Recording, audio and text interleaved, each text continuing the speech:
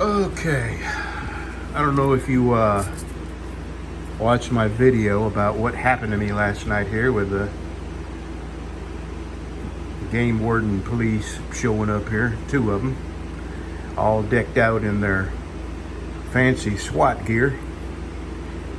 And anyway, I have had no sleep. They woke me up at 9:30 last night, and I was up all night. So I got to go to the doctor today, so I'm going to be no good all day today. There's the sharpfinger.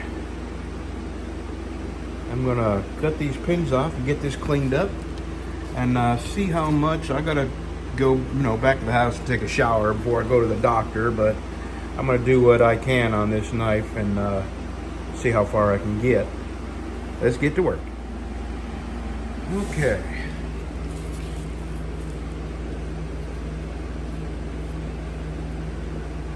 Now I'm going to go put this on the router, get those corners started, put it on the belt sander, do as much as I can by electricity, and then the rest is hand sanding, and I might have the handle done before I have to go home and take a shower. All right, now we're going to hand sand. Yeah, I got a whole bunch of hand sanding to do because this has got to come down to a low enough grit to be polished.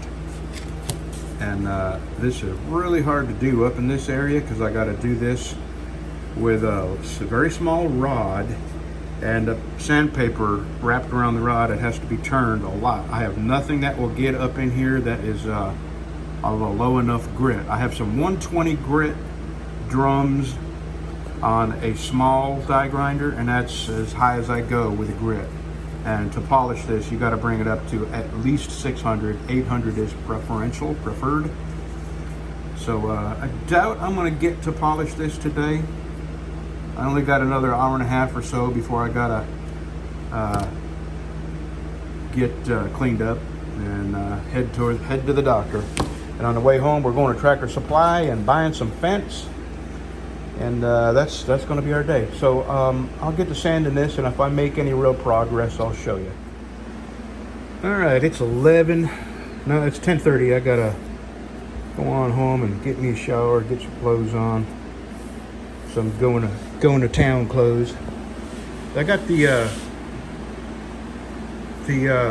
grind lines, the low grit grind lines, sanded off the metal, which is all the way around, except right up here, and that's the hardest part. So now I got a lot more sanding to do, but the hardest part, the initial sanding the grind lines out of the metal, is done.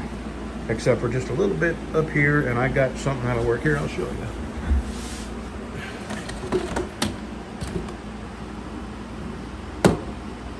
I use a really worn down one, and I do have some that go up to, let's see. Oh, there's 240. Yeah, 240 is pretty good. I can go from 240 up to 600 pretty easy. Okay, I don't know if I'm going to put that rant up or not.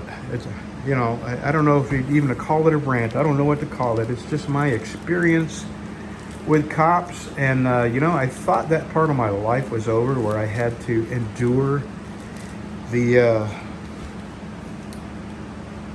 encounters with these kind of cops, and apparently it's not. So I guess no matter how old you are, no matter how hard you try to stay away from roads and anywhere that cops might, come in contact with you, get a hold of you, and there's just no way to avoid them. It's just part of one of the unpleasant things you have to endure through life.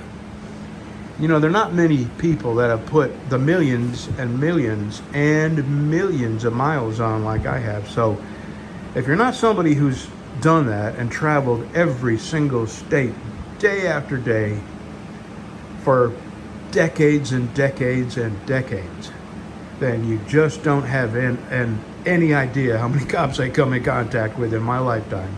So I have a gigantic pool of police behavior to make my judgment by. You know what I mean? Not many people have the amount of miles I have and the amount of encounters I have because of those miles and because of the years and because of the multiple states. Not many people have as much encounters and experiences I have with cops. So you might think, well, he's crazy. I've never encountered a cop like that. And you know, if you just drive to work and you go shopping and once a year you take a vacation, I can believe that you've never encountered a cop like that.